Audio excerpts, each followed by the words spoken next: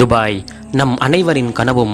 இந்த ஒரு நகரத்திற்கு நம் வாழ்நாளில் ஒரு முறையாவது சுத்தி பார்த்துவிட்டு வர வேண்டும் என்பதுதான். என்னதான் மத்திய கிழக்கில் போர் சூழல் நிலவி வந்தாலும், ஈரான் துபாயின் மீது அடுக்கடுக்கான ஏவுகணைகளை வீசி வந்தாலும், துபாய்க்கு வரும் சுற்றுலா பயணிகள் வந்த வண்ணமே உள்ளனர்.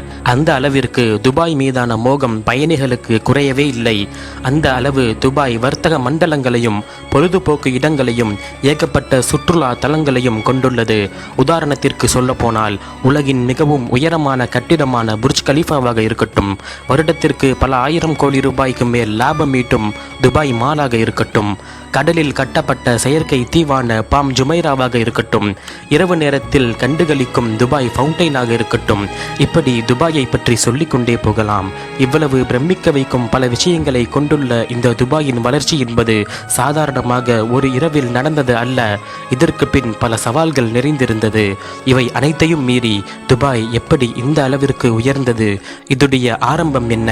ஒரு சொட்டு தண்ணீர் இல்லாத வெறும் பாலைவனமாக இருந்த துபாய் இன்றைக்கு சோலைவனமாக மாறியது எப்படி? இதற்கு பின்னால் இருப்பது கருப்பு தங்கம் என்று சொல்லப்படக்கூடிய கச்சா எண்ணெய் இருப்புதானா? இந்த கேள்விகளுக்கான விடையை இந்த காணொளியில் தெரிந்து கொள்வோம். 1833 மக்தூம் பின் புட்டி அல் மக்தூம் இவர் அபுதாபியிலிருந்து தன்னோடு 800 பேர்களை கூட்டிக் கொண்டு துபாய் கிரீக் என்கின்ற பகுதிக்கு குடியேறுகிறார். இவர்தான் பிற்காலத்தில் துபாயின் அரசராகவும் மாறுகிறார். இவரின் குடும்பம்தான் இன்றளவும் துபாயை ஆட்சி செய்யும் அரச குடும்பமாக இருக்கிறது. 1830 காலகட்டத்தில் துபாய் மக்களின் வாழ்வாதாரம் என்னவென்றால், கடலுக்கு சென்று மீன் பிடிப்பது, ஆழ்கடலில் குதித்து முத்துக்களை எடுத்து கப்பல் மூலம் வெளிநாட்டிற்கு ஏற்றுமதி வர்த்தகம் செய்வதுதான். ஆனால் அந்த வியாபாரமோ நீண்ட நாட்கள் நிலைக்கவில்லை. 1900ஆம் காலகட்டத்தில் ஜப்பானில் செயற்கை முத்துக்கள் கண்டுபிடிக்கவே துபாயின் முத்து வியாபாரம் சரசரவென கீழே விழுந்தது. காரணம், ஜப்பானின் செயற்கை முத்துக்கள் அழகாகவும் விலை குறைவாகவும் இருந்ததினால் உலக சந்தையில் அதிகமாக விற்கப்பட்டது. இதனால் துபாயின் பொருளாதாரமும் அகல பாதாளத்திற்கு சென்றது. இந்த சூழலில்தான் 1937ஆம் ஆண்டு பெட்ரோலியம் டெவலப்மெண்ட் லிமிடெட் நிறுவனத்திடம் கச்சா எண்ணெயை தேடும் பணியை செய்ய உரிமம் வழங்கப்பட்டது. இந்த தேடல் பணி அடுத்த 29 ஆண்டுகள் நீடித்தன. இறுதியாக 1966ஆம் ஆண்டு பல வருட தேடுதல் வேட்டைக்கு பிறகு ஃபதே ஆயில் ஃபீல்டில் வணிக ரீதியாக எண்ணெய் கண்டுபிடிக்கப்பட்டது. இந்த ஃபதே ஆயில் ஃபீல்டு என்பது துபாய் கடற்கரைக்கு வெளியே பெர்ஷியன் கல்ஃபில் அமைந்துள்ள ஒரு கடல்சார் எண்ணெய் வயல். சரி, துபாயில் எண்ணெய் வளமோ கண்டுபிடித்தாகிவிட்டது. அந்த எண்ணெயை வெளியே எடுத்து வியாபாரம் செய்ய தேவையான கட்டமைப்புகளான கடல்சார் எண்ணெய் கிணறுகள், எண்ணெய் உற்பத்தி தளங்கள், கடலடியில் சேமிப்பு தொட்டிகள், குழாய்கள் என இவை அனைத்தும் அடுத்த 3 ஆண்டுகளில் கட்டமைக்கப்பட்டது. இறுதியாக 1969ஆம் ஆண்டு துபாய் முதலில் கச்சா எண்ணெயை ஏற்றுமதி செய்ய தொடங்கியது. இந்த ஆண்டிலிருந்துதான் துபாயின் வளர்ச்சி அசுர வேகம் எடுக்க தொடங்கியது. என்னதான் துபாயில் கச்சா எண்ணெய் கண்டுபிடிக்கப்பட்டாலும் அதன் அளவு தன் அண்டை நாடுகளான அபுதாபி, சவுதி அரேபியா, குவைத் போன்ற நாடுகளின் அளவை விட மிகவும் குறைந்த அளவே இருந்தன. இதனால் எண்ணெயை விற்று வந்த பணத்தை பல்வேறு துறைகளில் முதலீடு செய்ய தொடங்கியது. சாலைகள், பாலங்கள், மருத்துவமனைகள், பள்ளிகள் போன்ற அடிப்படை கட்டமைப்புகளை உருவாக்க தொடங்கியது. 1969ற்கு பிறகு துபாய் என்ன திட்டங்களை எல்லாம் செயல்படுத்த தொடங்கியது என்பதை வரிசையாக பார்ப்போம். 1972ஆம் ஆண்டு ரஷீது துறைமுகம் அதிநவீன தொழில்நுட்பத்தோடு திறக்கப்பட்டது. ரஷீது துறைமுகத்தின் முக்கிய நோக்கம் துபாயை ஒரு உலக வர்த்தக மையமாக மாற்றுவது.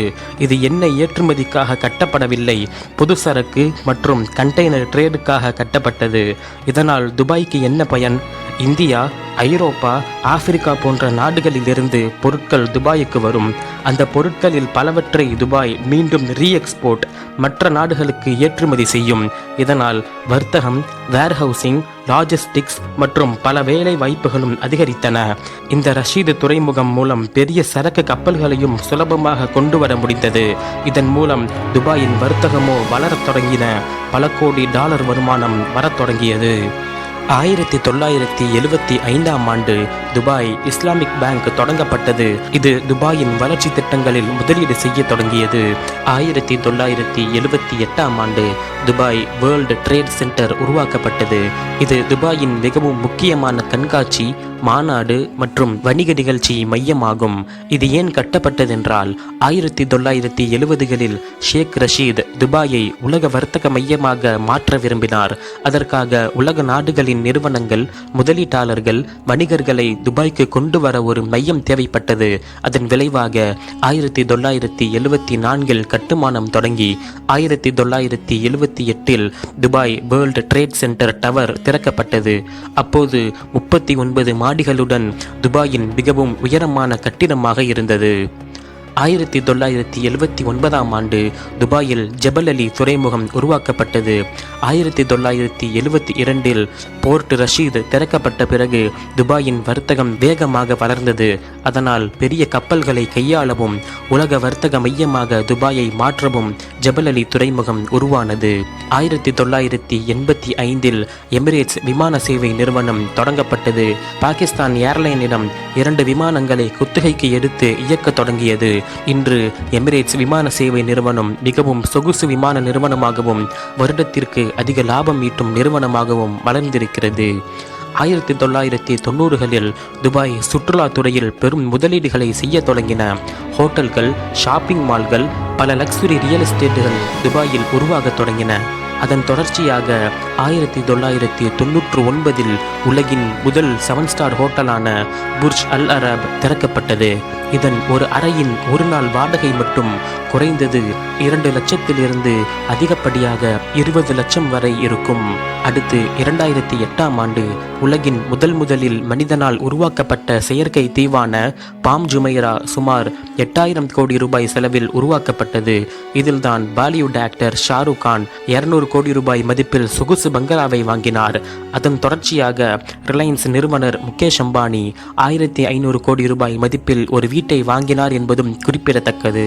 அடுத்து 2010ஆம் ஆண்டு உலகின் மிகவும் உயர்ந்த கட்டிடமான புர்ஜ் கலீஃபா சுமார் 12000 கோடி ரூபாய் செலவில் 830 மீட்டர் உயரத்தில் 163 மாடிகளோடு பிரம்மாண்டமான கட்டிடமாக திறக்கப்பட்டது. இப்படிதான் துபாய் ஒரு சாதாரண பாலைவனமாக இருந்த நகரம் இன்று உலகை திரும்பி பார்க்க செய்தது. ஒரு நாட்டின் அரசன் அந்த நாட்டின் அதிபராக மட்டும் செயல்படாமல் ஒரு நிறுவனத்தின் தலைமை செயல் அதிகாரியாகவும் செயல்பட்டால் அதிலிருந்து கிடைக்கும் பலன் என்னவென்பதை துபாயின் வளர்ச்சியை பார்த்து நாம் தெரிந்து கொள்ளலாம்.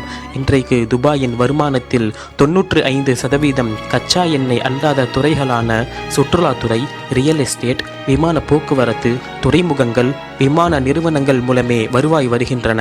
வெறும் 5% மட்டுமே கச்சா எண்ணெய் துபாயின் பொருளாதாரத்திற்கு பங்களிக்கிறது. இந்த காணொளியில் துபாயின் சுவாரஸ்யமான வளர்ச்சி கதையை பார்த்திருப்பீர்கள். இந்த காணொளியில் உங்களுக்கு ஏதேனும் கருத்துக்கள் இருந்தால் கீழே இருக்கும் கமெண்ட் பாக்ஸில் பதிவு செய்யுங்கள். நன்றி.